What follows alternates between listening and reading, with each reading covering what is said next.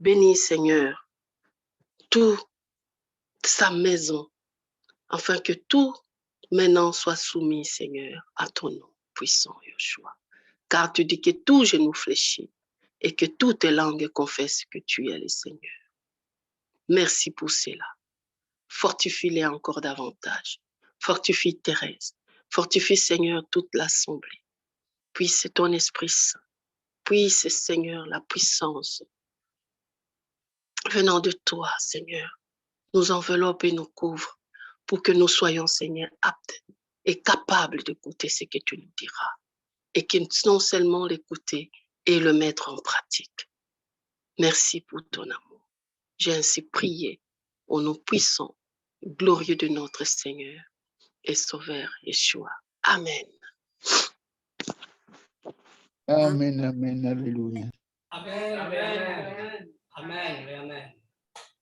Alléluia. Amen. Amen. Alors, Shabbat Shalom à tous. Shabbat. Aujourd'hui, c'est moi qui fais la paracha. Shabbat shalom a todos. Shabbat shalom a todos. Alors, c'est la 14e paracha qui s'appelle Vayera, qui veut dire j'ai été vu, ou j'étais visible, ou je me suis montré. Hoy día me toca dar la paracha a mí. Y hoy es la paracha número 14. Y es la paracha que en hebreo se llama... En hebreo se llama Vayerú. Vayera. Ajá, Vayera, que significa yo aparecí. Y el pastor, el otro. J'étais visible et je me suis montré. Fui visible y me mostré. Alléluia. Et aujourd'hui, ce que le Seigneur a mis dans mon cœur, c'est de me fermer dans 2 versets de Exode. Y lo que Dios me mostró el día de hoy es que voy a concentrarme en 2 versículos de Éxodo. Le verset 1 et le verset 3. El versículo 1 y el versículo 3. Et après, on pourrait rentrer dans les suggestions et de partager une portion de cette paracha Vayera. Y luego podemos entrar en la parte de las sugerencias donde cada uno podrá compartir una porción de la parasha. Moi, je trouve que cette paracha, il est tellement riche qui va dans tous les sens comme enseignement. Pienso que esta parasha es tan rica, que enriquecedora, que va en muchos sentidos la enseñanza de la parasha. Mais ce que le Seigneur a mis dans mon cœur, c'est vraiment quelque chose de inspiré. Je me sens très bien aujourd'hui de pouvoir partager ce qu'Hachem a mis dans mon cœur vraiment. Pero yo me siento inspirado y quiero compartir algo que Hashem ha puesto dentro de mí. Le verset 1, il dit, l'Éternel dit à Moshe. El versículo 1 dice, el Eterno le dijo a Moisés, tu verras maintenant ce que je ferai à Pharaon. Dice, ahora verás lo que haré a Faraón. Une main puissante le forcera à les laisser aller, et une main puissante les forcera à les chasser de son pays. Porque por la fuerza los dejará ir, y por la fuerza los echará de su tierra. Et le premièrement, quand je l'ai lu, ça m'a touché beaucoup et ça m'a donné beaucoup de pensées. Y las primeras palabras cuando las leí me tocaron mucho y me hicieron pensar, reflexionar mucho. Je me suis dit, ben, qu'est-ce qu'Hachem veut nous dire quand lui-même il dit, tu verras maintenant ce que je ferai à Pharaon. Porque me puse a pensar, ¿qué querrá decir el Señor cuando le dijo a Moisés, ahora verás lo que haré a Faraón? Il faut savoir que Israël, c'est son peuple appelé, son peuple choisi et son peuple élu. Hay que recordar que Israel es su pueblo, el pueblo que él llamó, su pueblo escogido y su pueblo elegido. Et si ce peuple il se trouve esclave en Égypte, il faut comprendre tout le parcours jusqu'à l'esclavage. Porque si ese pueblo se encuentra en esclavitud, hay que saber cuál fue el recorrido hasta llegar a esa esclavitud. Hachem, il a promis que Israël sera une source de bénédiction plus grande que les étoiles du ciel et le sable de la terre et de la mer. Hashem prometió que Israel sería una fuente de bendición que sería mucho más grande que las estrellas del cielo y que la arena del mar. Et de la manière comme Hachem a conduit ce peuple jusqu'à l'Égypte, on voit des grandes stratégies d'Hachem. Y de la manera como el Hashem guió su pueblo, vemos una estrategia muy grande del parte de Hashem. Dans cette paracha Vaera, nous voyons que ce peuple, il était esclave en Égypte et ce peuple, il se fortifiait, il grandissait en nombre. Vraiment, c'est quelque chose d'extraordinaire. En la parasha Vayera vemos que el pueblo de Israel es esclavo y vemos que se multiplicaban en gran manera y que era algo extraordinario. C'était la volonté d'Hachem, c'est la volonté d'Hachem parce qu'il veut qu'Israël plus tard va vers sa destinée. Y esa era la voluntad de Hashem porque era más tarde él quería que alcanzaran el plan que él tenía para ellos. Mais vous savez, l'ennemi, il parcourt toujours et il fait toujours attention à ce qui concerne Israël. Y el enemigo siempre presta atención a lo que concierne a Israel. Déjà dans la Genèse, quand Hachem a dit au serpent, la descendance de la femme d'Israël, il va t'écraser la tête. Ya en Génesis, él dijo que su descendencia iba a aplastar, la descendencia iba a aplastar la cabeza de la serpiente. Et dans tout ce parcours, l'ennemi, le serpent, on va dire Satan, voit que ce peuple, c'est lui qui va écraser sa tête. Il est là nombreux en Égypte. Y en todo ese recorrido, la serpiente, Satanás, él ve cómo esa descendencia que iba a aplastar su cabeza se vuelve aún más numerosa. Et dans le plan diabolique de Satan, lui, il s'est dit à lui-même, on va voir qu'est-ce que je vais faire vraiment à ce peuple. On va voir vraiment, je vais essayer de toutes mes manières vraiment de le chasser. Y en su plan diabólico, él dice, van a ver lo que voy a hacerle al pueblo de Israel. Alors, tant qu'Israël, il est en Égypte, mientras que Israel estaba en Egipto, pour l'ennemi, tout va bien. Mientras esté en Egipto, para el enemigo todo va bien. Vous imaginez, si maintenant ce peuple sort d'Égypte, imagínense si ahora este pueblo sale de Egipto, la Pâque qui va avoir lieu, luego el Pesach, la Pascua que tendrá lugar. Alors, si la fête de Pesach il va avoir lieu, le salut il se met en action.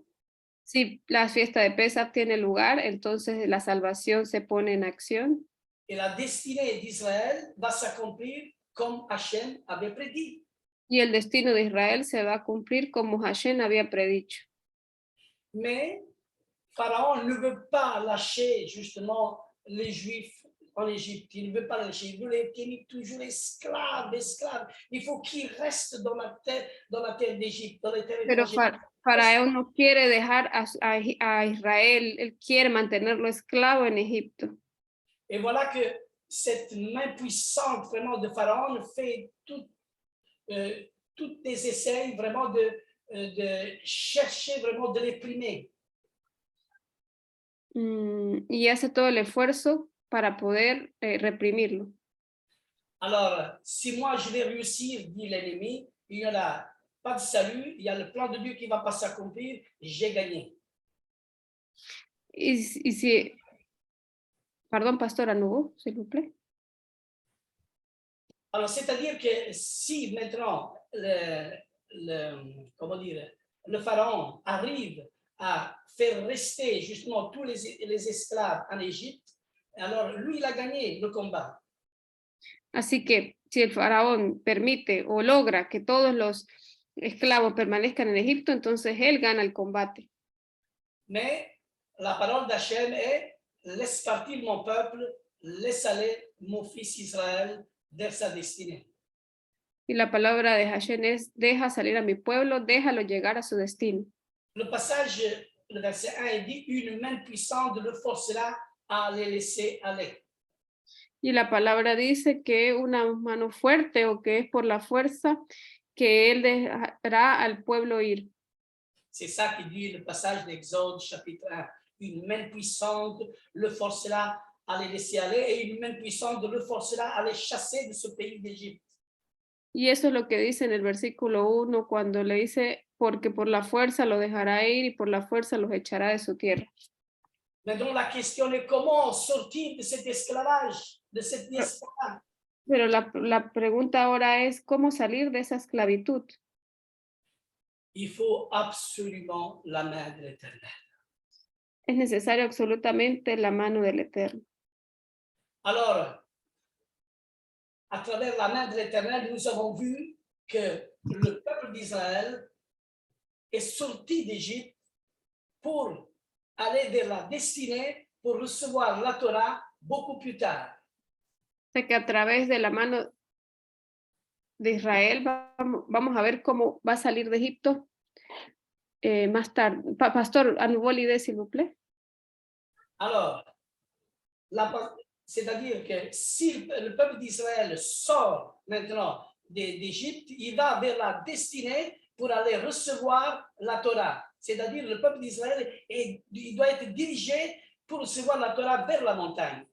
Así que si el pueblo de Israel ahora sale de Egipto, va a ir hacia la montaña para recibir la Torá. Mais des obstacles, toujours il vient quand on est toujours dirigé et quand on est toujours vers une direction vers la Torah. Toujours l'ennemi nous met des obstacles. Pero los obstáculos siempre aparecen cuando queremos ir hacia la Torá. El enemigo siempre pone obstáculos.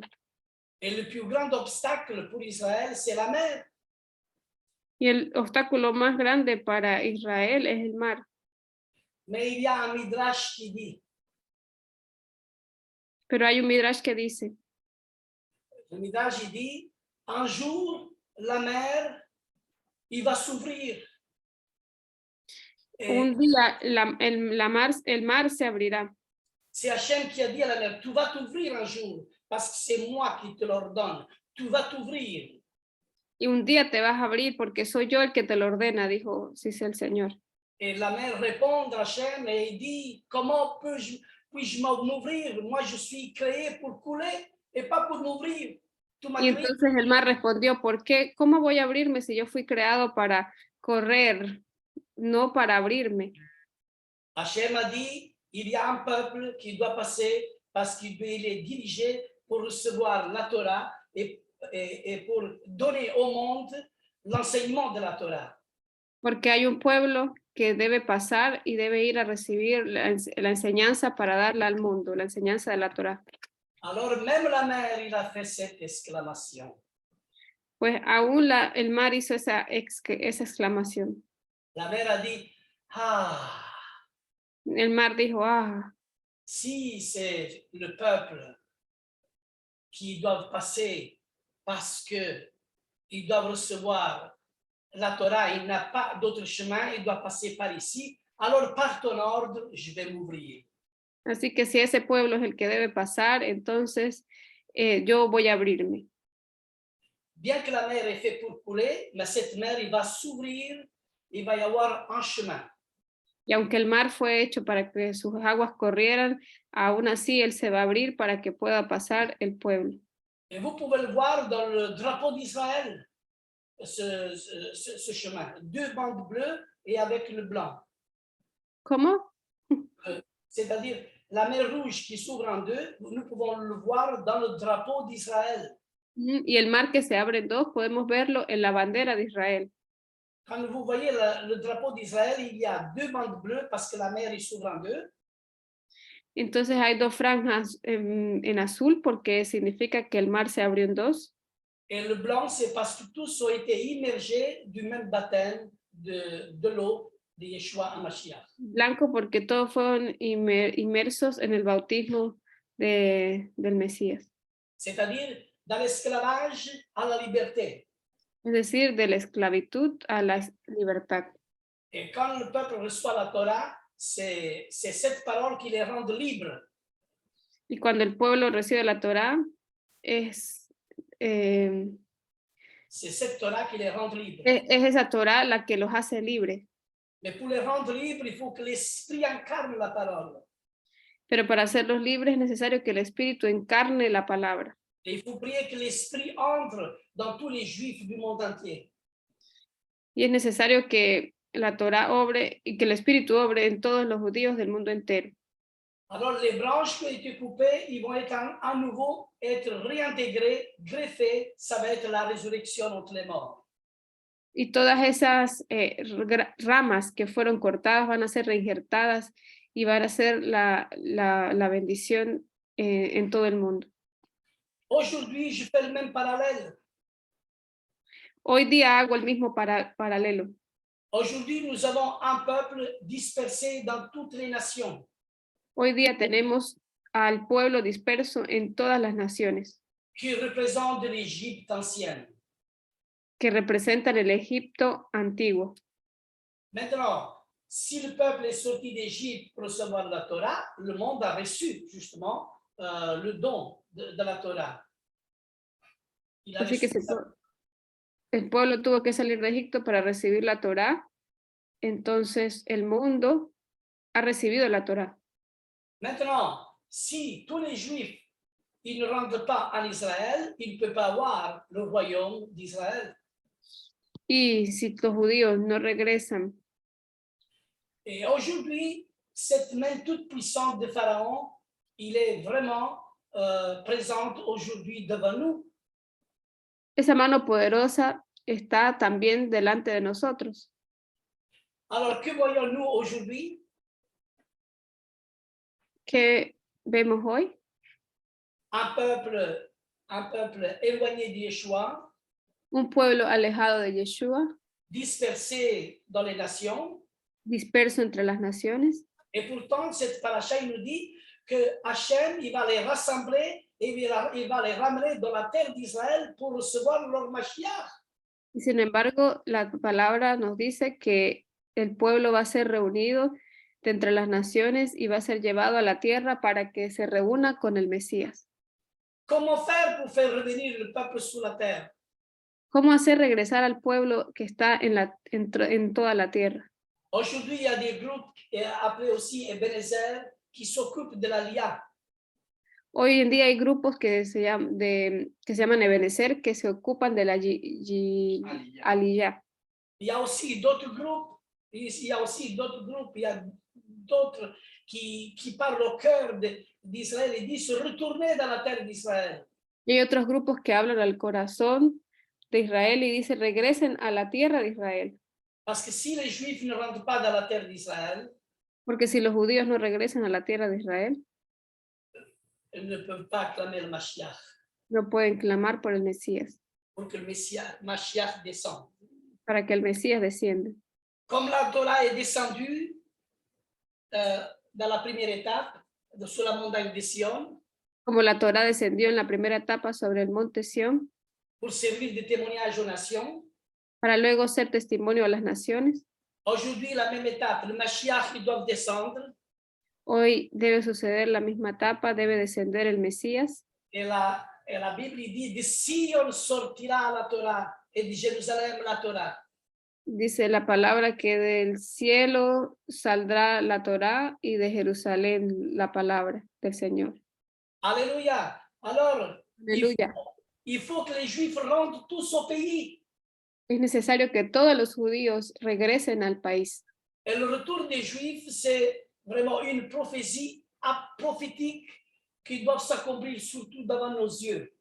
Y el regreso de los judíos es una profecía, es algo profético que se va a cumplir delante de nuestros ojos. Et aujourd'hui, si nous voulons travailler pour le Mashiach, si nous voulons travailler dans la vigne du Messie, et nous voulons être un peuple prophétique, y si hoy queremos trabajar para el Mesías, en la viña del Mesías y volvernos un pueblo profético, alors restons fidèles au commandement de Dieu. Entonces mantengámonos fieles a los mandamientos de Dios. Restons fidèles à la parole de Yeshua HaMashiach. Mantengámonos fieles a la palabra de Yeshua HaMashiach. Notre témoignage, Nuestro testimonio à partir de Jérusalem a partir de Jerusalén jusqu'à l'extrémité de la terre, hasta los extremos de la tierra, pour atteindre vraiment de la bonne nouvelle le monde entier. para poder llevar la buena nueva al mundo entero.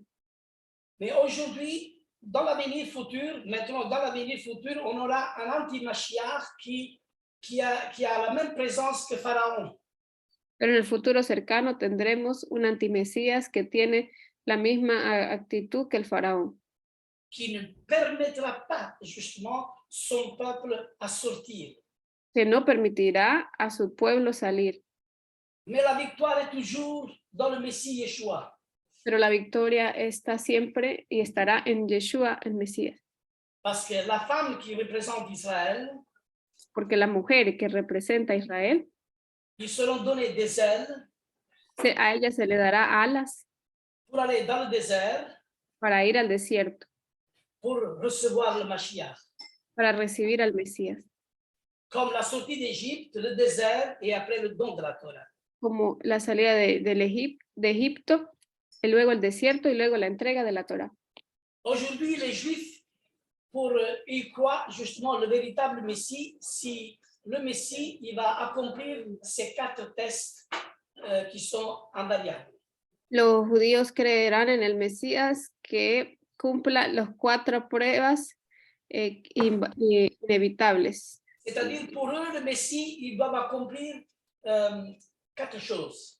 Es decir, que para ellos el Mesías debe cumplir 4 cosas. Et nous croyons que celui-là, il est le Messie. Creemos que ese es el Mesías. Alors, les Juifs traditionnels, les Juifs orthodoxes, tous les Juifs en général, ils croient que le retour des Juifs dans la terre d'Israël, il doit se faire par la main puissante d'Hachem. Y los mismos de cualquier grupo social de los judíos cree que el regreso se hará de los judíos hacia la tierra, se hará por la mano poderosa de Hashem. Deuxième, le peuple juif croit que bientôt il y aura les guerres de Magog et Israël, il va tous les gagner parce que le Messie il est à leur côté pour gagner les guerres. Y también creen que pronto será la guerra de Gog y Magog y que el pueblo de Israel ganará porque el Mesías estará de su lado.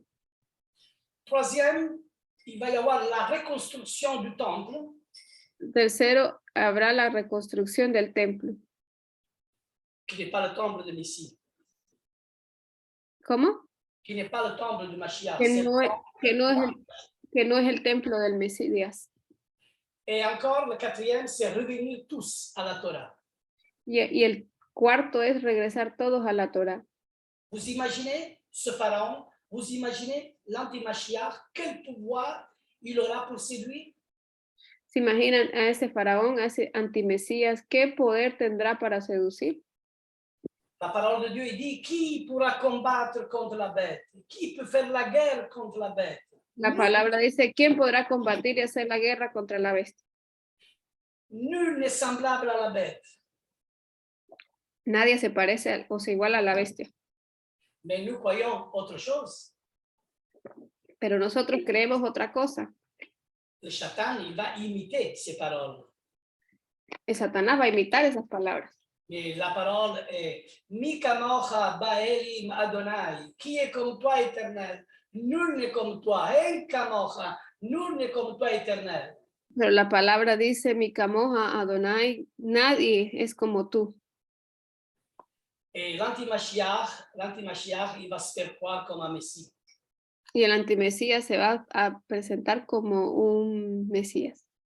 Le monde entier, il va être stupéfait. Il va dire, qui est semblable à la bête? Qui est semblable à lui?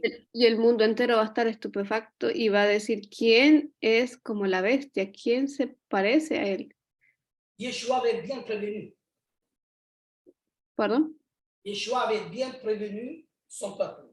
Y Yeshua muy bien previnió a su pueblo. Le passage dans Jean chapitre 5, verset 43, il dit, je suis venu au nom de mon Père et vous ne me recevez pas. Mais si un autre vient en son propre nom, vous le recevez. Comment pouvez-vous croire, vous qui tirez votre gloire les uns les autres et qui ne cherchez point la gloire qui vient de Dieu seul?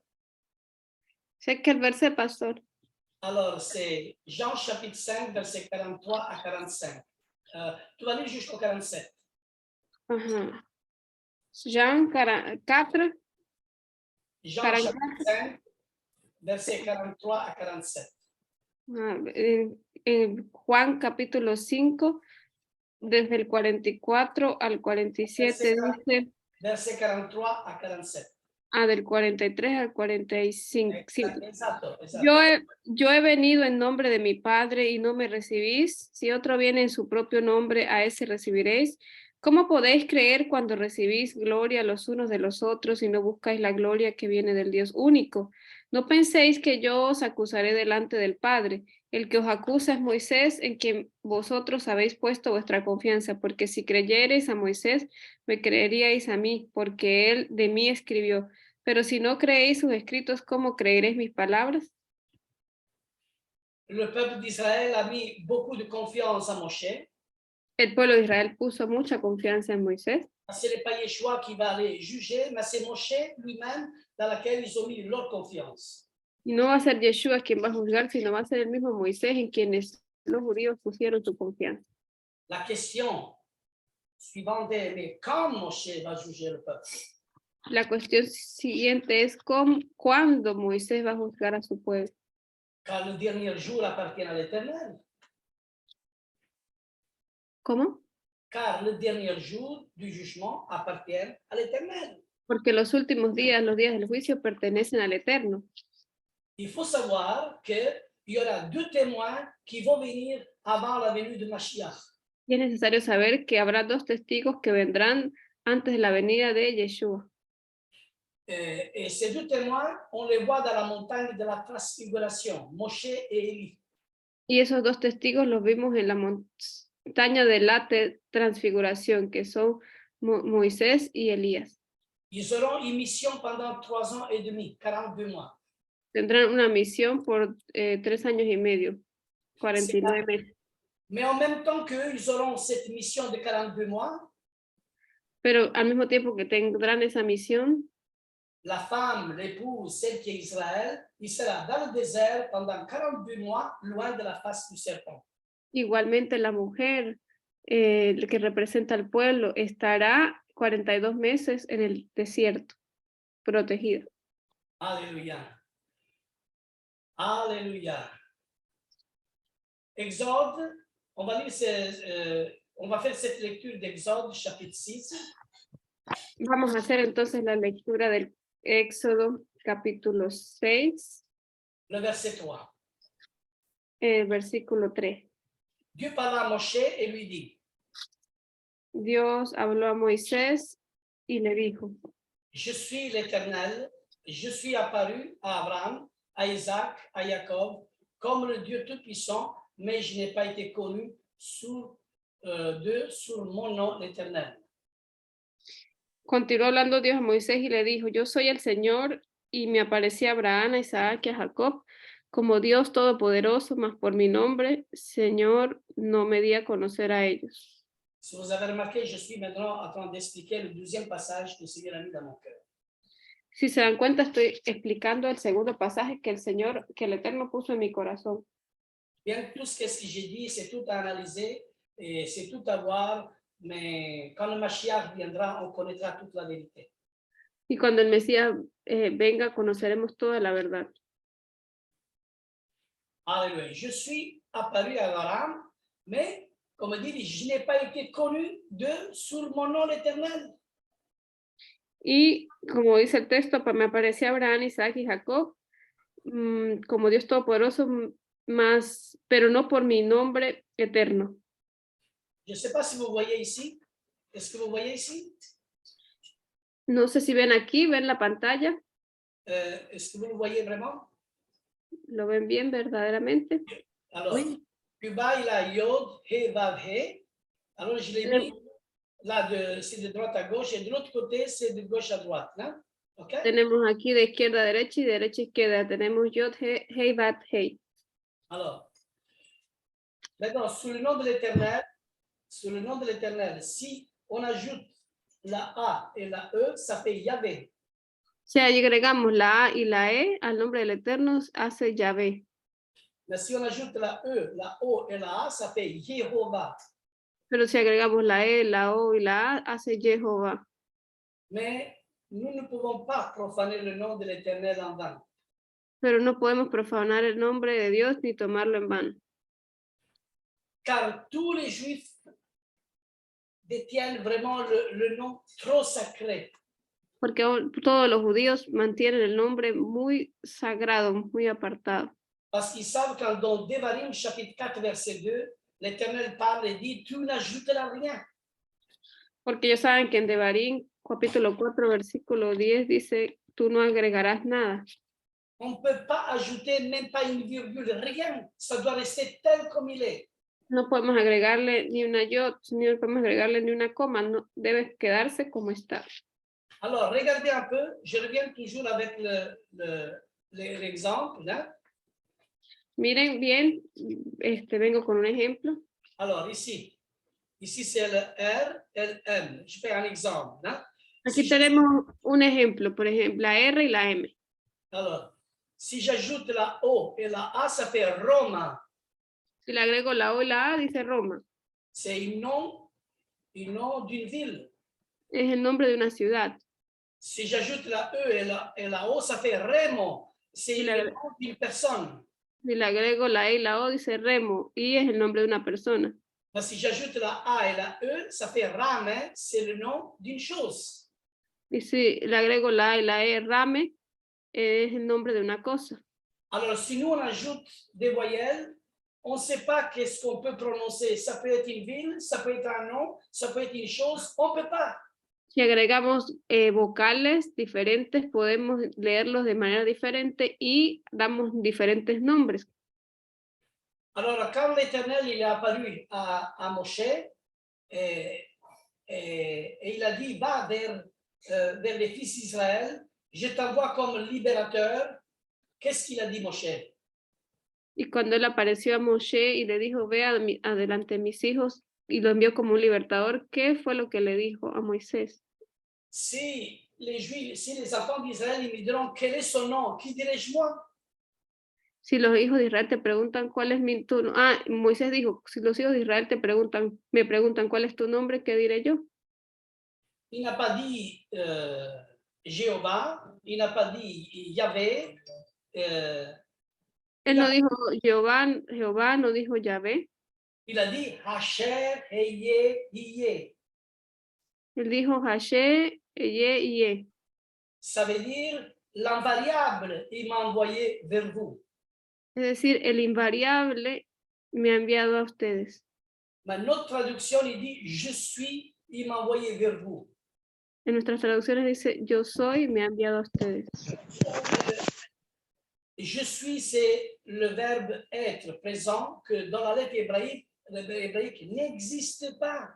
Yo soy es el verbo en tiempo presente del verbo ser, que en la lengua hebrea no existe. Ça aurait été plus correct de dire je serai celui qui saura. ¿Yo seré quoi? Ça aurait été plus correct de dire je serai celui qui saura. Sería más correcto decir yo seré aquel que será.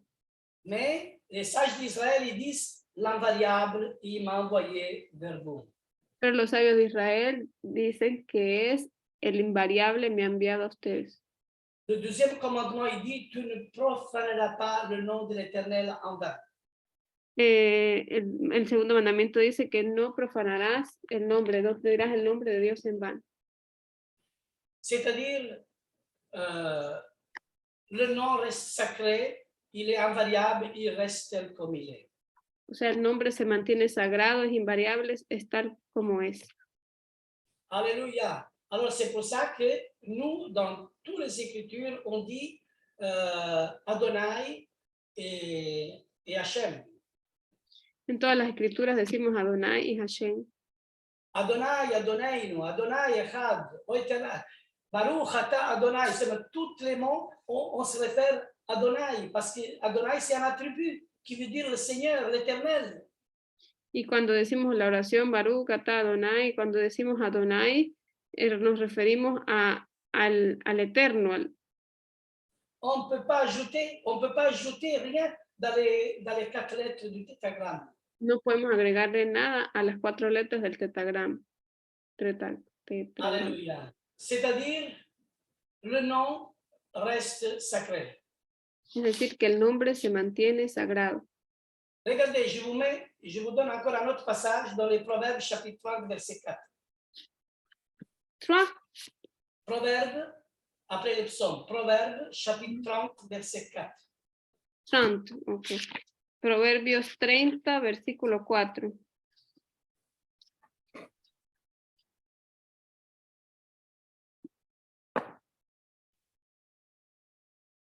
Le passage, il dit, qui est monté aux cieux et qui est descendu, qui a recueilli le vent dans ses mains, qui a serré les eaux dans son vêtement, qui a fait paraître les extrémités de la terre, et après il dit, quel est son nom et quel est le nom de son fils? Le sais-tu? Dice, ¿quién subió al cielo y descendió? ¿Quién recogió los vientos en sus puños? ¿Quién envolvió las aguas en su manto? ¿Quién estableció todos los confines de la tierra? ¿Cuál es su nombre o el nombre de su hijo? Ciertamente tú lo sabes. Alors, il faut connaître le nom d'Hachem et aussi le nom de la parole qui est sortie du fils d'Hachem, c'est-à-dire Yeshua HaMashiach. Es necesario conocer el nombre de Hashem y las palabras que salieron de Yeshua HaMashiach. Quel est son nom et le nom de son fils? Qui le sait? ¿Cuál es su nombre y el nombre de su hijo? ¿Quién sabe? Alléluia. Alors, pour ceux qui savent qui est, il faut être marqué et scellé ici sur le front. Hein? Ceux qui vont connaître le nom, ils vont être marqués par le nom d'Adonai ici sur le front. Y aquellos que saben serán marcados por Adonai en la frente. Ils vont voir justement la marque du nom de l'Éternel. Ellos van a ver la marca del nombre del Eterno.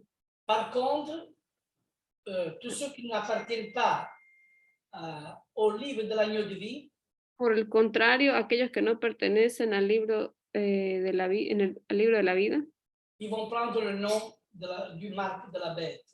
van a tomar el nombre de la marca de la bestia. Et tous vont accepter ce nom-là. Et tous, La plupart du monde, ils vont accepter ce nom-là, cette marque. y la mayoría del mundo aceptará esa marca. Et en effet, tous ces gens, ils diront, qui est semblable à la bête? Qui peut faire la guerre à la bête? C'est ce nom-là que nous voulons suivre. Y las gentes dirán, ¿quién es como la bestia? ¿Quién le hará guerra a la bestia? Seguiremos a la bestia. Regardez un peu Apocalypse. Apocalypse, chapitre 7 et après le chapitre 14. Mais on va voir d'abord dans le chapitre 7 où Hachem, dans ces passages, il dit, ne faites pas mal à la terre, parce qu'ils doivent être marqués du sceau 144 000 de toutes les tribus d'Israël, hein, des fils d'Israël, sur leur front, le nom des serviteurs de Dieu. Vamos a ver en los pasajes de Apocalipsis cómo el Señor les dice que no toquen a la tierra porque primero deben ser marcados los 144,000 y en la frente. C'est pour ça que ce nombre de 144 000, c'est un nombre pur, vierge, irréprochable, qui suit la Torah. C'est vraiment l'épouse, l'Israël de Dieu, les 12 tribus qui est parfait à l'image de Yeshua HaMashiach. Y esos 144,000 sellados son la esposa que se mantiene pura en la Torah, las 12 tribus de Israel. Mais il y a aussi la postérité de l'épouse. Pero también está la posteridad de la esposa. Et ça, on le trouve dans le verset 9, au chapitre 7. Après cela, j'ai regardé, voici une grande foule que personne ne pouvait compter, de toute nation, de toute tribu, de tout peuple, de toute langue. Ils se tenaient devant le trône, devant l'agneau, revêtus de robes blanches et des palmes dans leurs mains. Y eso lo vamos a encontrar en Apocalipsis 7, versículo 9, en la posteridad, que dice, después de esto miré y vi una gran multitud que nadie podía contar de todas las naciones, tribus, pueblos y lenguas, de pie delante del trono y delante del Cordero, vestidos con vestiduras blancas y con palmas en las manos. Cette grande foule, il dit le salut est à Dieu, à celui qui est assis sur le trône et à l'agneau. Y clamaban a gran voz diciendo, la salvación pertenece a nuestro Dios que está sentado en el trono y al Cordero. Ah, il faut bien savoir que Satan ne pourra jamais toucher l'épouse. C'est parce qu'il va être gardé loin de la face du serpent. Y hay que saber que Satanás no puede tocar a la esposa porque será guardada de su alcance. L'Apocalypse chapitre 3 verset 10, il dit, car tu as gardé ma Torah, car tu as gardé ma parole, je te garderai de l'or de la tentation qui va s'abattre dans ce monde. Chapitre 3, verset quoi? 10. Capítulo 3, Apocalipsis, versículo 10 dice, porque has guardado la palabra de mi perseverancia, yo también te guardaré de la hora de la prueba, esa hora que está por venir sobre el mundo, para poner a prueba a los que habitan sobre la tierra. Tous les autres vont passer par la mort. Todos los demás van a pasar por la muerte. Tous les autres vont passer par la tribulation. Todos los demás van a pasar por la tribulación. Et Yeshua dit, vous saurez des tribulations. Y Yeshua dijo, ustedes tendrán tribulación. Mais prenez courage, je suis avec vous et vous gagnez le monde. Pero tengan ánimo, yo vencí al mundo. Il ne faut pas se décourager, le Seigneur est avec nous. No hay que desanimarse, el Señor está con nosotros. Pourquoi cette grande foule doit passer par la mort? ¿Por qué esa gran multitud debe pasar por la muerte? Parce que aujourd'hui, le monde croyant est attaché à Babylone. Porque hoy en día el mundo creyente está apegado a Babilonia. Il est attaché à la fausse religion. Está apegado a las falsas religiones. Et Hachem dit, sortez de la Babylone, mon peuple, sors de la Babylone. Y Hashem le dice, pueblo mío, sal de Babilonia. Et il y en aura beaucoup qui vont sortir, ils vont se purifier, ils vont être mis à mort. Y hay muchos que van a salir y se van a purificar. Dans l'Apocalypse chapitre 12, il dit, l'Apocalypse, la parole de Dieu, que Hachem permettra que l'ennemi, Satan, va faire la guerre au sang pour le vaincre. Y en Apocalipsis capítulo 12 dice que Satanás le hará la guerra Contre les saints pour le vaincre. contra los santos para vencerlos. Parce qu'il ne peut pas avoir l'épouse, mais il va faire la guerre à la postérité de la femme. Mais qui est la postérité? Como no puede tener a la esposa, entonces le va a hacer la guerra a la posteridad. Alors la postérité est celle qui garde les commandements et le témoignage de Yeshua à Mashiach. La posteridad es aquella que guarda los mandamientos y el testimonio de Yeshua HaMashiach. Mes amis, il faut bien savoir comment garder le témoignage et les commandements de l'Éternel. Mis amigos, hay que saber bien guardar el testimonio y los mandamientos de el Eterno. Même au milieu de nous, dans la foi des frères, il y a aussi de l'hypocrisie. Aún en medio de nosotros, de nuestra fe, hay también la hipocresía. Il y a des frères qui sont hypocrites, qui ne sont pas sincères. Hay hermanos que son hipócritas y no son sinceros. Et le Seigneur, il veut les purifier. Y el Señor quiere purificarlos. Aujourd'hui, le Seigneur, il t'appelle à être pur. Hoy el Señor te llama a ser puro. Le Seigneur, il nous appelle à nous tous à être purs pour lui. El Señor nos llama a todos nosotros a ser puros para Él. Car la régénération nous conduit vers la sanctification. Porque la regeneración nos conduce a la santificación. Et la sanctification à la consécration. Y la santificación nos conduce a la consagración. Et la consécration exige la purification totale de l'esprit, de l'âme et du corps. Y la consagración exige la purificación total del espíritu, del cuerpo y el alma. Et pour cela, il faut avoir un seul nom. Un seul nom. Y por eso es necesario tener un solo nombre. Actes des Apôtres, chapitre 4, verset 12. Hechos de los Apóstoles 4, versículo 12. Il n'y a de salut en aucun autre, Car il No, n'y a sur le ciel aucun nom qui a été donné parmi les hommes par laquelle nous devons être sauvés. sí. Actes des Apôtres 4.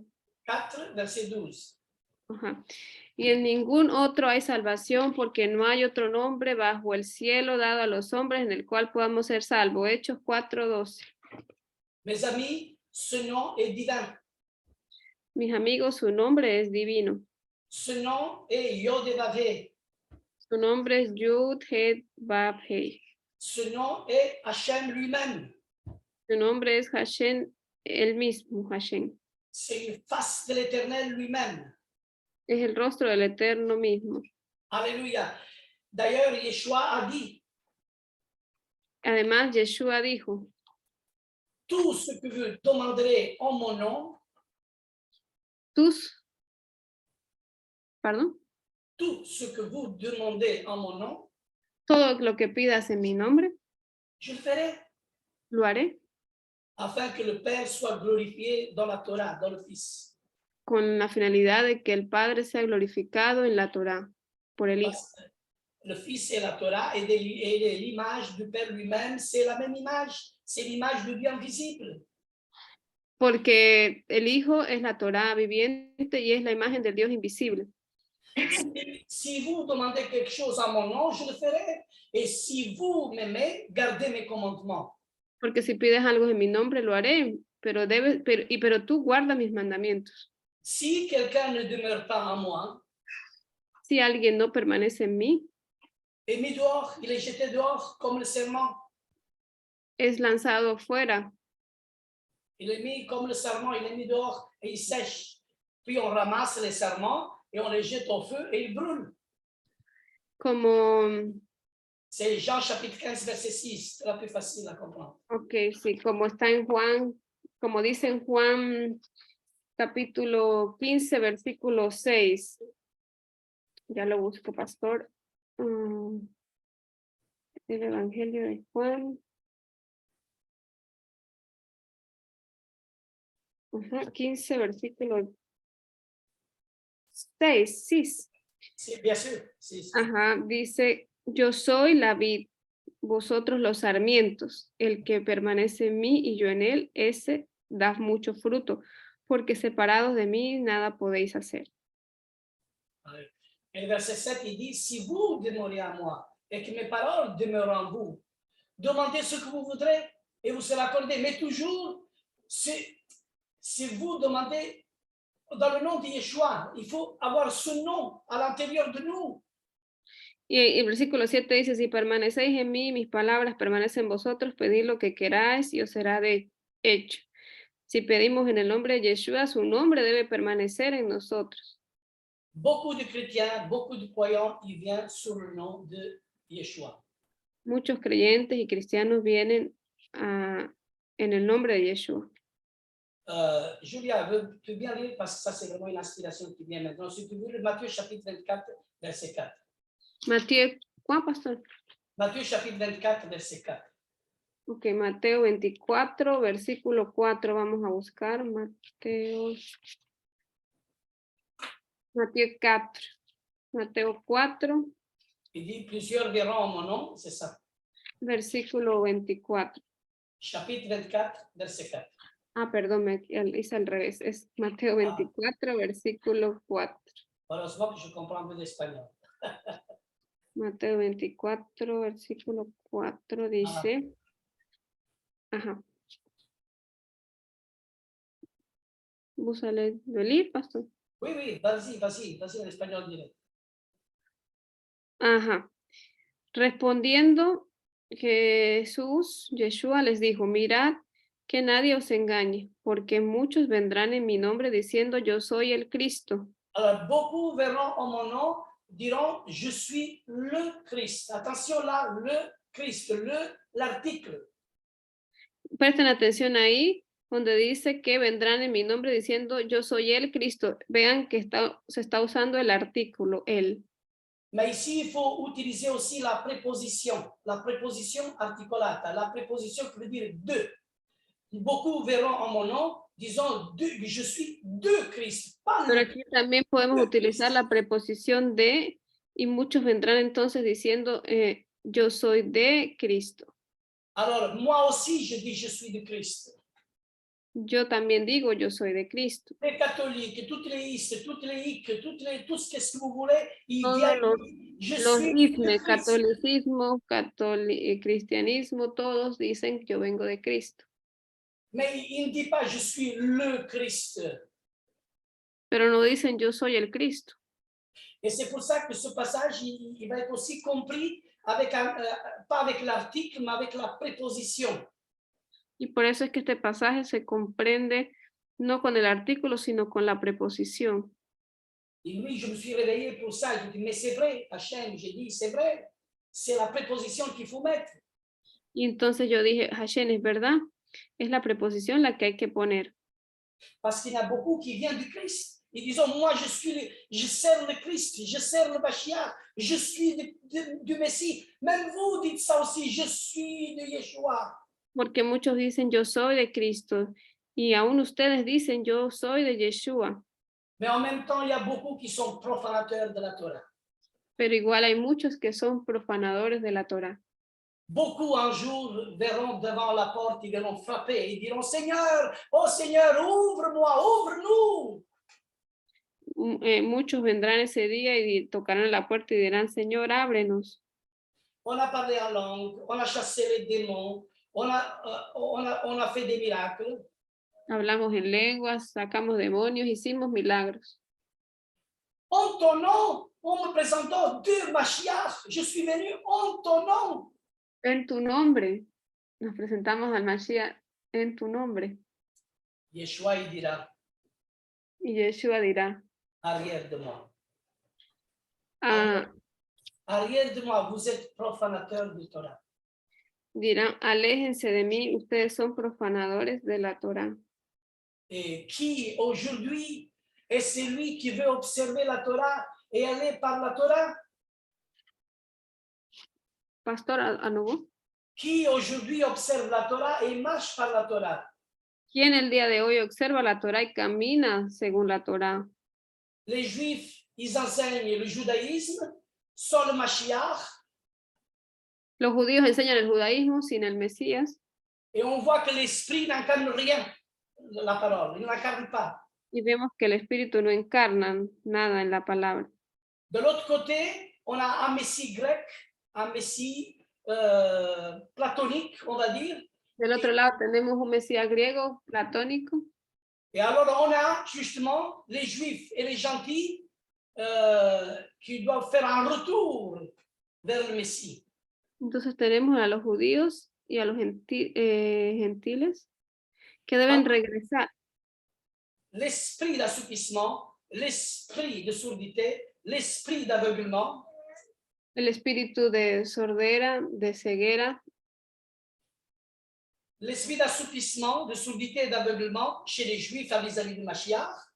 Ese espíritu de sordera y de ceguera en los judíos y en los otros también.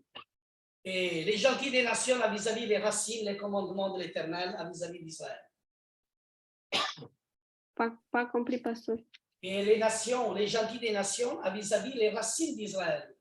Y las gentiles de naciones de las raíces de Israel. Et on voit bien je ne parle pas du salut, je parle d'une épouse, je parle d'une Keila pure devant Dieu, je parle de celui qui il doit être devant l'Éternel. No hablo de salvación, sino hablo de una esposa pura que tiene que estar bien delante del Eterno.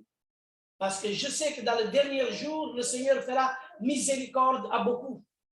Porque yo sé que en los últimos días el Señor extenderá su misericordia o hará misericordia a muchos. Le dernier jour, il dira tous qu'est-ce que vous avez fait à un de mes petits frères qui font partie du royaume, vous l'avez fait à moi. Al final de los tiempos dirá, lo que hiciste a uno de los más pequeños de mi reino, lo hiciste a mí. Mais faire partie de la première résurrection, il faut ressembler à Yeshua, à Mashiach. Y para poder hacer parte de la primera resurrección, hay que parecerse a Yeshua HaMashiach. Il faut connaître ce nom. y conocer su nombre. Il faut vivre ce nom. Hay que vivir su nombre. Alléluia. Même le prophète Isaïe, il dit dans le chapitre 45, verset 23, tout genou fléchira devant moi, toute langue jurera par moi. Aún en Isaías 44, versículo 23. 45, verset 23. Isaías 45, versículo 23, dice: Je le jure par moi-même, la vérité sort de ma bouche et ma parole ne sera point révoquée. Tout genou fléchira devant moi, toute langue jurera par moi. Por mí mismo he jurado, ha salido de mi boca en justicia, una palabra que no será revocada, que ante mí se doblará toda rodilla y toda lengua jurará lealtad. Et l'apôtre Paul, il prêche ça à la Keila de Philippe. Et il dit les paroles d'Ésaïe. Y el apóstol Pablo le predica estas palabras de Isaías a los filipenses. Et il dit dans le verset 2, chapitre 2, verset 9 et 10. Él lo dice en el capítulo 2, versículo 9. Le passage dit, c'est pourquoi aussi Dieu l'a souverainement élevé et lui a donné le nom qui est au-dessus de tout nom, afin que, au nom de Yeshua, tout genou fléchisse dans les cieux et sous la terre, et sous la terre et sous la terre. Et que toute langue confesse que Yeshua, Hamashiach et Hachem à la gloire de Dieu le Père. Alléluia, Amen, Alléluia. Por lo cual Dios también le exaltó hasta lo sumo y le confió el nombre que es sobre todo nombre, para que al nombre de Yeshua se doble toda rodilla de los que están en el cielo, en la tierra y debajo de la tierra, y toda lengua confiese que Yeshua es Señor para la gloria de Dios Padre. Aleluya. Alors quiconque croit en lui ne sera point confus. Todo aquel que crea en él no será confundido. Alors à ce moment-là, il n'y a aucune différence entre les Juifs et les Grecs. En aquel momento no habrá diferencia entre judío y griego. Parce que tous, on a un même Seigneur. Porque todos tendrán un mismo Señor. Lui, le Seigneur qui est riche dans tous ceux qui l'invoquent. El Señor que es rico y acuda a todo aquel que le invoca. Alors, quiconque invoque le nom de Yeshua sera sauvé. Y todo aquel que invoque el nombre de Yeshua será salvo. Alors, c'est ça l'ordre, c'est ça que Yeshua nous a dit de faire. Aller dans le monde et prêcher la bonne nouvelle. Eso fue lo que Yeshua nos mandó a hacer. Vayan al mundo y prediquen la buena nueva. Alléluia. La bonne nouvelle à toute la création. La buena nueva a toda la creación. Celui qui croit, celui qui croit, il sera immergé et sera sauvé. Todo aquel que crea será sumergido y será salvo. Et sera immergé au nom de Yeshua. Será sumergido en el nombre de Yeshua. Ne prenez pas le passage de Matthieu chapitre 28, au nom du Père, du Fils et du Saint-Esprit. Ça, c'est un passage qui a été ajouté au IVe siècle. Ce passage n'est pas valide pour moi. ¿Qué passage, pastor? Dans le chapitre 28 de Matthieu, Okay, no crean el pasaje de Mateo 28, donde agregaron lo del Padre, Hijo y Espíritu Santo, que eso fue agregado. El que dice vayan a enséñeles a ser discípulos bautizándolos en el nombre del Padre, Hijo y del Espíritu Santo, el versículo 19, eso fue agregado. C'est un passage qui a été ajouté par l'Église catholique et nous ne le prenons pas en considération. Fue agregado por la Iglesia Católica en el siglo IV y no lo tomamos en cuenta. Le nom de Yeshua Mashiach. El nombre de Yeshua HaMashiach. Alléluia. Alors on regarde. Alléluia. Parashat Vayera. Alléluia. Y ahí tenemos la Parashá Vayera. Aleluya. Eh bien, comme l'Éternel a dit, tu verras qu'est-ce que je vais faire à Pharaon. Como el Eterno dijo, verás lo que yo voy a hacerle a Faraón. Mais les disciples de Yeshua, ils doivent dire, maintenant on verra qu'est-ce que nous on va faire au diable. Y ahora nosotros como discípulos de Yeshua van a ver lo que vamos a hacerle al diablo. Nous pouvons les vaincre par notre témoignage et le sang de l'agneau.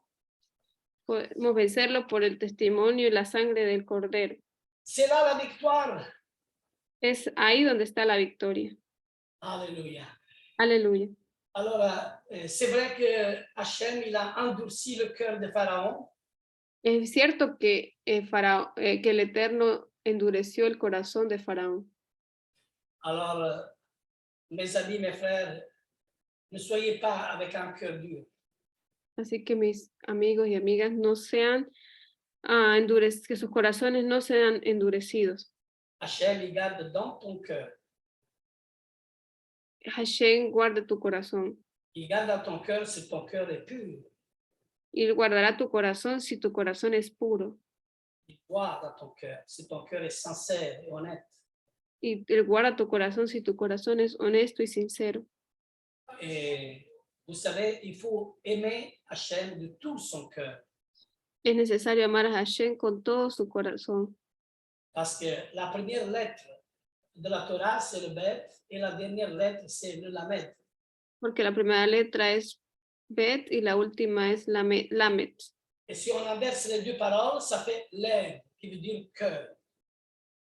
Y si invertimos la palabra, sería Lev, que significa corazón. Et nous devons aimer notre Dieu avec tout notre cœur. Y debemos amar a Dios con todo nuestro corazón. Sa parole doit rentrer dans notre cœur. Su palabra debe entrar en nuestro corazón. Amen. Amén. Je crois que je vais m'arrêter là, parce que sinon je n'arrête plus. Parce que Pienso que ya voy a detenerme aquí. je bénis l'Éternel de m'avoir donné cette parole directe. Bendigo al Eterno por haberme dado esta palabra directamente. Tous les notes, je l'avais déjà à l'intérieur de moi-même. Y aún ya la tenía al interior mío. Je bénis l'Éternel d'avoir emmagasiné des centaines de passages dans mon cœur. Y le doy gracias al Eterno por haberme permitido almacenar tal cantidad de pasajes dentro de mi cabeza. Et tous ces passages font que produisent la puissance. Y todos esos pasajes hacen que se produzca el poder, Parce que c'est la parole qui est puissante. porque es la palabra la que es poderosa, Parce que c'est écrit. porque está escrito. Et quand Hachem, Yeshua HaMashiach, a dit au diable dans le désert, c'est écrit. Y cuando Hashem le dijo al diablo en el desierto, está escrito, Ça, c'est le caractère que nous devons avoir. ese es el carácter que debemos tener. C'est écrit. Está escrito. Si c'est écrit, Si está escrito, appliquons-nous la parole. apliquemos la palabra. L'Éternel Hachem vous bénisse. El Eterno Hashem los bendiga. Alléluia. Je me suis montré. Aleluya. Alléluia. Alors, Aleluya. il y a une richesse dans ce nom. Il faut le découvrir. Hay una riqueza en su nombre, hay que descubrirla. Amen et amen. Il y a des questions? Amén, ve amén. ¿Hay preguntas?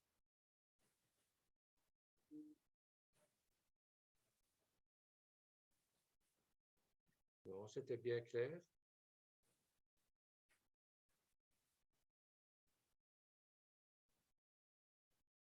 Lorenzo, j'avais une question vers le chapitre 6, verset 30. Il dit, il dit qu'il a des paroles oui, les paroles incirconcis. Ça veut dire quoi? Les paroles incirconcis? Oui, Ben, c'est dans la version chou. il faut voir dans les textes originaux, hein, pour voir ce que ça veut dire ça. Hein. Directement, je ne peux pas te répondre comme ça. Ça veut dire ça, c'est quelque chose qu'on analyse. Hein. On pourra s'appeler. D'accord. Et là, on pourra, parce qu'il y a aussi la Bible qui parle le cœur incirconcis. C'est-à-dire que celui qui n'a pas le cœur disponible, c'est le cœur incirconcis. Celui qui ne fait pas rentrer la parole, c'est incirconcis. C'est ça que ça veut dire. Mais celui qui applique justement, c'est aussi circoncis. Le cœur. Il y a des gens qui disent je suis circoncis du cœur parce que crois en Jésus. Mais leur langage n'est pas correct parce que le cœur ne parle pas comme un juif messianique, ne parle pas comme un juif messianique, il ne parle pas comme ça. Alors, c'est-à-dire, ce sont des incirconcis, des mots incirconcis. Je pourrais comprendre comme ça. D'accord. Merci. Merci. Merci, Avi, pour l'enseignement. Je viens de vous prendre en cours, pas trop longtemps, et puis c'est fini. Mais par rapport à la question de la sœur Brigitte, je crois que vous avez su répondre. C'est le cœur circoncis. Je crois que les Écritures nous disent que c'est de l'abondance du cœur que la bouche parle. Donc, si le cœur est circoncis, les paroles aussi sont circoncis. Voilà. Donc, si le cœur n'est pas circoncis, la parole qui sort de la bouche du cœur est incirconcis et la parole aussi incirconcis. Voilà un peu ce que je veux dire. Mais, comme papa l'a dit, la parole, le cœur circoncis a le langage de messianique. Le langage messianique, le langage de Yeshua, Hamashiach. Yeshua Hamashiach a des paroles douces. Et des paroles douces et aussi des paroles sévères. Quand la personne n'est pas ce qu'il doit dire conformément à la Torah, on doit le reprendre avec la douceur, bien sûr. Donc, voilà un peu ce que je peux dire par rapport au cœur circoncis à ses œuvres, à ses fruits. Shalom. Il y a aussi, pasteur Jean-Baptiste, c'est l'Éternel qui parle, d'où il dit, plus tard, je vais circoncire leur cœur. C'est-à-dire, quand le cœur il sera circoncis, alors ils parleront avec le langage de la Torah, parce que le cœur circoncis, c'est le cœur de l'Esprit de Dieu. Parce que c'est l'Esprit qui circoncit le cœur. Et c'est pour ça que l'Esprit incarne la parole, il circoncit la parole. Hein? Et s'il incarne, il va la circoncire la parole. C'est comme tu viens de dire, on peut aller de gauche à droite, mais on se rejoint dans la même direction. Merci. Donc, c'est une parachute très riche, évidemment, comme toutes les parachutes, elles sont très riches. Et là, on met l'accent sur la révélation de l'Éternel. C'est-à-dire que l'Éternel peut se manifester et se révéler de différentes manières. Et c'est pour ça qu'il a, je crois que 99 attributs de manifestation. L'Éternel peut se manifester de manière 99. Mais ici, c'est très spécial ici. C'est la première fois que l'Éternel donne, c'est comme ça que je vois les choses, son identité, sa profondeur, c'est-à-dire qu'avec les autres attributs qu'il avait, El Shaddai et d'autres attributs, eh bien, il était impossible de faire sortir le peuple hébreu d'Égypte. Il fallait que ce soit qu'il aille chercher toute sa puissance divine à l'intérieur, qui est Yud-Ke Vav-Ke. C'est-à-dire, je suis celui que vous allez devenir plus tard. Moi, c'est un peu comme ça que je le traduis. C'est-à-dire que sans cette révélation puissante et intime, d'ailleurs, il nous est dit dans les 10 commandements, Anochi et pas Ani. Je suis au plus profond de moi-même celui qui va vous faire sortir de la maison d'Israël et de la maison de servitude. Alors, c'est ça qui est excessivement important. La question que je pourrais me poser, c'est pourquoi il ne s'est pas révélé plus tôt? Pourquoi il s'est révélé El Shaddai à Abraham, Isaac et Jacob et pas directement je suis Yud-Ke Vav-Ke? Tu vois? Et c'est un peu ça que je me suis posé comme question. C'est pourquoi il a fallu attendre que le peuple soit mis en servitude en Égypte, l'Égypte qui est une matrice d'où va sortir le peuple hébreu. Et pourquoi il a fallu que ce soit Yud-Ke Vav-Ke qui les sorte de là. Voilà. C'est un petit peu ce que je voulais dire. Il y a d'autres choses à dire, il y a énormément de choses à dire, bien sûr.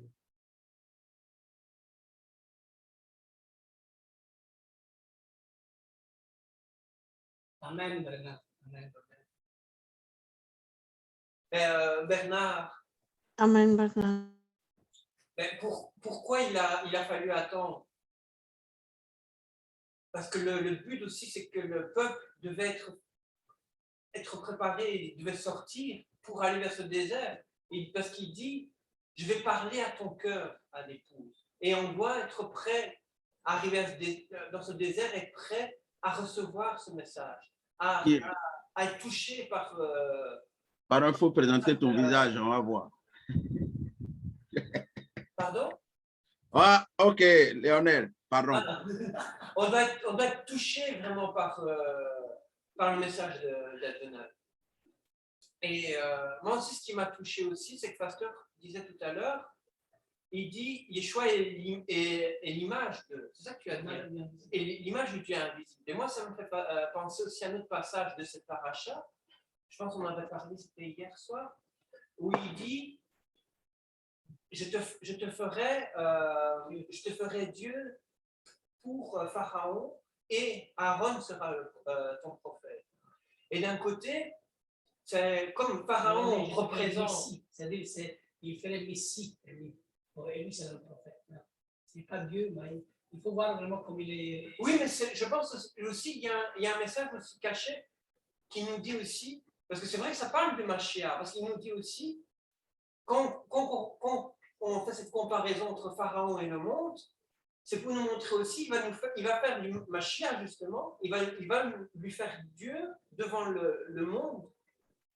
Et il faut, il faut croire à ce qu'il va nous apporter. Évidemment, ça va créer une confusion, et c'est ça qu'on voit aussi à l'heure actuelle. Où on nous dit, mais non, il n'y a personne qui peut avoir cette image-là de Dieu. Et pourtant, Adonai dit, je le place comme Dieu, comme un Dieu. Et ce qui se passe aussi alors, c'est pour ça aussi qu'Yeshua nous dit, oui, finalement, vous n'avez pas cru Moshe, donc vous ne croirez pas non plus. En effet, Moshe, c'est le plan de Moshe en hébreu, et on le lit à l'envers, ça veut dire Hachem. C'est le mot, mais Moshe veut dire Hachem, ça veut dire tout lit Hachem. Dans l'hébreu, au contraire, ça veut dire Hachem. C'est incroyable. Oui, c'est ça qui est formidable, c'est que Moshe, c'est un nom égyptien. Ce n'est pas un nom hébraïque, hein, c'est un nom égyptien. Mais si on le retourne, ça fait Hachem. Hachem, ouais. Donc, l'Égypte elle-même doit se retourner aussi pour qu'elle soit serviteur d'Hachem aussi. Ouais. Parce qu'on... Il fallait qu'il voit ce qui allait se passer en Égypte pour que, en fait, l'Égypte puisse apporter le témoignage au monde entier. Parce que quand Pasteur nous a dit qu'il fallait que le peuple sorte pour que il y a l'alliance qui s'établisse, que les fêtes qu'il y a. Mais il fallait aussi que le monde voit ce que Hachem allait faire. En effet, si le peuple ne sort pas d'Égypte, il n'y a pas de Pessah, il n'y a pas de salut. L'agneau ne peut pas être immolé, le plan de Dieu ne peut pas s'accomplir. Alors la sortie doit être obligée d'avoir lieu afin qu'il soit la Torah. Maintenant aussi dans la diaspora, c'est ça la Bayera, il a apparu. C'est la même chose. Si maintenant le peuple il ne retourne pas dans la terre d'Israël, Yeshua ne pourra pas être couronné comme roi. C'est-à-dire il y a des événements qu'il faut laisser aller le peuple.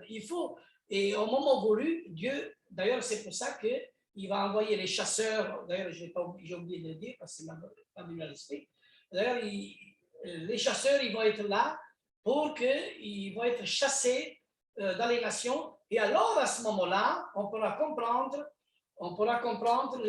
Matthieu chapitre 24, quand il dit guerre, tremblement de terre. Pourquoi? Parce que le monde n'aura plus de protection.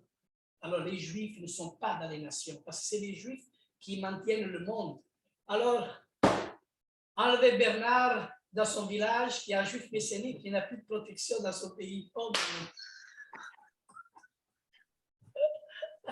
on enlève Pasteur Jean-Baptiste en Côte d'Ivoire, il n'y a plus de protection en Côte d'Ivoire. Alors, vous imaginez la protection divine que nous portons, c'est-à-dire dans le nom d'Hachem, le témoignage que nous portons, comment Dieu il nous garde, c'est-à-dire que pour amour de ces 10, le monde reste tel comme il est, pour amour de ce Miniam qui est là, justement. comme, allez, comme Lot était à Sodome et Gomorrhe. Sodome et Gomorrhe, oui, bien sûr. Alors, il devait sortir aussi, parce qu'il est sorti parce qu'il n'y avait pas 10. Alors, si, mettons, il n'y a pas 10, alors si je dis à pasteur Jean-Baptiste, si dans ton coin, il n'y a pas 10, sort, viens en Europe. Ici, on est moins. Jean-Baptiste, ne viens pas en Europe, va en Israël, là tu seras trop... Voilà. Non, on rigole. Alors, c'est pour ça qu'il faut vraiment, des fois, sortir. Et d'ailleurs, le mot sortir, car la parole, il est sorti du Père, il s'est fait chair, et s'il ne sortait pas, là, il ne pouvait pas avoir une épouse, il ne pouvait pas avoir, justement, la création même, parce que la parole qui est sortie a tout créé. C'est ça. Alors, tu vois comment, dans tous ces termes, alors il faut faire agir un peu comment on dit, Bernard, la ménagite ou la, comment on dit ça? Les ménages. Les ménages. Ah ben, c'est bien. Regardez comment l'Éternel s'occupe, comment l'Éternel attaque l'Égypte par les dieux qu'ils ont créés eux-mêmes. Ça aussi, c'est extraordinaire. De la manière dont Hachem va dire, vous allez voir ce que je vais faire à Pharaon. Lui qui est tout-puissant. D'ailleurs, dans l'Haftara, il le dit aussi, hein, que l'Égypte, le Nil, c'est comme un grand crocodile. Et à ce moment-là, bon, Hachem s'attaque à ce que nous avons de plus cher, c'est-à-dire les divinités qu'on a créées eux-mêmes. Alors, toutes ces grandes divinités qui étaient censées protéger l'Égypte, où sont-elles? Elles ont toutes été ratiboisées. Voilà. Ah, c'est bien. Donc, à la semaine prochaine, pasteur Lionel, il va nous faire la suite de la paracha. Ça va être aussi plein d'actions. Je vois l'heure vraiment de l'écouter.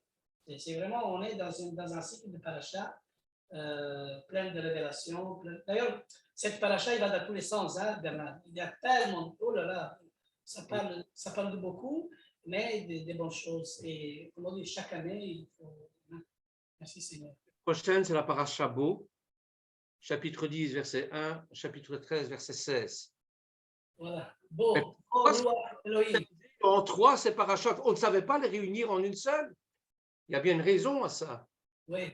Moi, j'ai dit la paracha d'avant, des tribus, et celle d'ici, on va dire, et la prochaine qui vient, c'est vraiment les parachas vraiment qui se suivent l'un avec l'autre.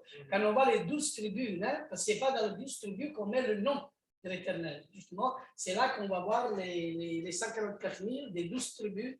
Là, on pourra parler aussi sur le nom. D'ailleurs, la première paracha, ça parle aussi, quand j'irai vers Pharaon, il dit, quel est ton nom? C'est parce que, c'est la paracha de Vaïra, il est lié aussi avec la première paracha d'Exode et aussi la prochaine qui vient. C'est donc, ils sont tous liés, on va dire.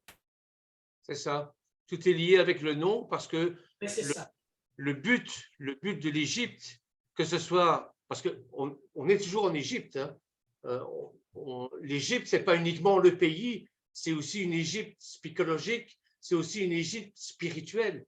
Et bon, il y a plusieurs niveaux. Quand on dit Misraïm, ça veut dire le pays des limites. J'en parlerai un petit peu mardi d'ailleurs. Comment asservir un peuple? Comment asservir une masse? Comment la manipuler? Mardi, je vais parler de ça. Parce qu'en Égypte, il n'y avait pas besoin de mirador, pas besoin de fil barbelé. Hein. On a asservi le peuple d'une manière bien précise, qui n'avait même plus envie de se révolter. Et il a fallu que ce soit les Lévis, justement, qui ont été mis à part, dont le nom a été préservé pour pouvoir libérer le peuple. Moshe est un Lévi, Aaron est un Lévi, Myriam est un Lévi. Et c'est eux qui ont redonné au nom. Parce qu'au début du livre de Shemot, d'ailleurs, le nom du livre s'appelle Shemot, les noms. Donc, il y a un rapport avec le nom. Bien sûr, Avec le nom Hachem. c'est correct, ça, on doit l'appeler les noms et pas Exode, la sortie. On doit l'appeler les noms. Et d'ailleurs, les Juifs ils disent le nom. Et quand on parle des noms, les noms qui sont inscrits, les noms qui sont... D'ailleurs, il y a même un passage c'est dans le psaume, je ne sais pas, c'est 140, je ne me rappelle plus maintenant, où il dit que Hachem connaît tous les noms des étoiles. Hein? Voilà. Ça, c'est une postérité selon les étoiles. Le nom, c'est ça qu'il faut se baser sur le nom, et les noms, c'est important. Ne mettez pas surtout dans une fille, si vous avez une fille, de l'appeler Isabelle ou Jézabel, ne mettez pas ce nom-là, s'il vous plaît. Bon, c'est un bon nom, ça, Isabelle. Mais bon, voilà, donc ces 3 parachutes-ci sont excessivement importantes avec la paracha Bo. Justement, ça va donner l'élan de comment on va sortir de nos Égyptes. Parce qu'encore aujourd'hui, on est toujours dans l'Égypte, hein. Il ne faut pas croire. Hein. Voilà. Amen, merci en tout cas. Mes frères et sœurs, merci beaucoup de m'avoir écouté. Amen. Un peu. Hein, de temps en temps, je me montre. L'année passée, je ne me suis pas montré une seule fois. Ben oui, il y avait plusieurs... Pasteur Lorenzo. Oui. Oui, Anne. Shalom. Oui, merci pour le paracha. Merci. Merci Hachem. Merci pour la Yeshua. Ouais. Mais en tout cas, merci beaucoup parce que c'est clair ce qu'on dit en fait là. Frères et sœurs, on parle de Shemot, ce sont les noms, mais ces noms finalement, ce sont ces noms qui vont sortir d'Égypte, ce sont ces noms-là qui vont être dans le livre. Oui, après ces noms, il faut voir les noms où ils sont inscrits.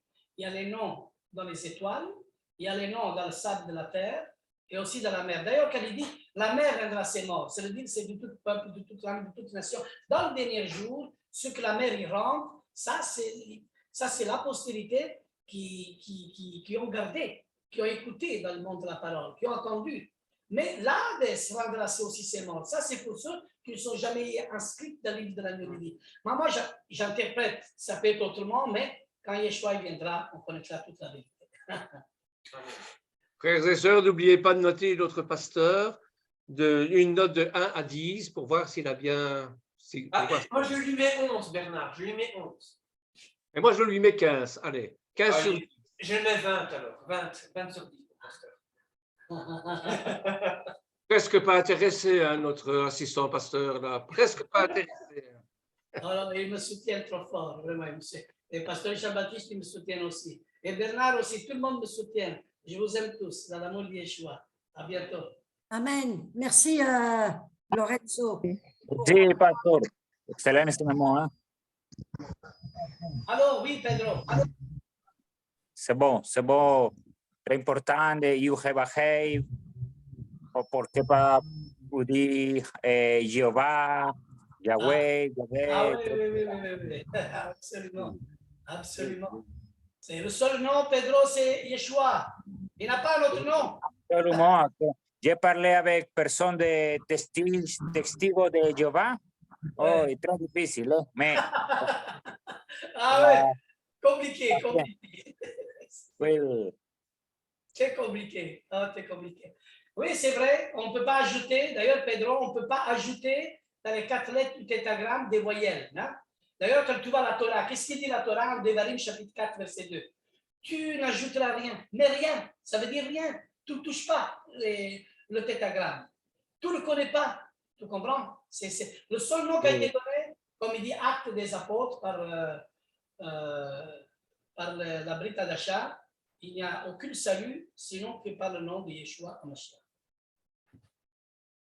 Alléluia. Amen. Amen. Amen, amen. Vous êtes tous d'accord? Yeshua, il est Hachem. Moi, je dis Amen, amen. Amen, amen. Yeshua Hachem. Amen. Yeshua Hachem. Moi, je vais poser une question à Bernard. Oui. Pourquoi les Gréco-Romains ont écrit Jésus-Christ? Ils ont pris les lettres là où? Parce qu'il n'y a pas la lettre J dans l'alphabet hébraïque, il n'y a pas la lettre C. Mais où j'ai pris les lettres J et C pour écrire Jésus-Christ. Ouais, est-ce que c'est normal? C'est le fondement de Constantin, pasteur Jean-Baptiste. Le fondement de Constantin n'a pas le même langage que le fondement des apôtres. Nous, on a un autre langage. Nous, on a le langage de la Torah. Nous, c'est Yeshua HaMashiach. Tu sais, Myriam, il ne parlait pas le grec, il parlait l'hébreu. Et quand l'ange lui a parlé, il n'a pas dit Jésus, Christ et tout ça. Il a dit Yeshua HaMashiach. Il n'a pas dit Jésus. Donc maintenant, Marie, là, ça vient d'où? Parce qu'Israël, il n'y a pas le nom Marie, c'est Myriam. D'où ils ont trouvé Marie pour intégrer dans cette... Voilà toutes ces déformations que moi je combats toujours. Moi, je ne suis pas d'accord pour ces noms de déformation, Marie, Jésus-Christ. Pasteur Jean-Baptiste, je ne sais pas si tu te souviens de jeudi, on avait parlé, il fallait créer la différence. Donc c'est pour ça que tu vas voir dans ce que les chrétiens et le monde appellent l'ancienne alliance, on va parler de Myriam. Donc Myriam, la sœur de Moïse. Mais quand on va voir dans ce qu'on appelle le Nouveau Testament, on va parler de Marie. Pourtant, à l'origine, c'est le même nom, c'est Myriam, mais comme il fallait créer la différence, on a créé un autre nom.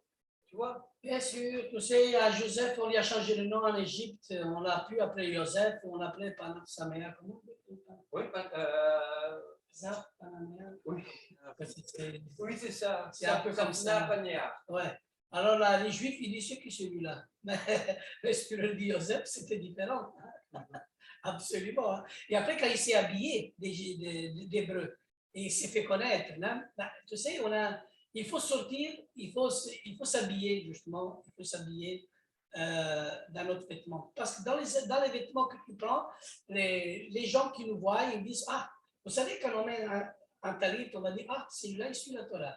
C'est tout de suite, il vient dans l'expression, tout ça. C'est un peu ça. Oui, et quand je vous ai dit tout à l'heure, les chrétiens, je parle des chrétiens qui sont sur le fondement de Constantin.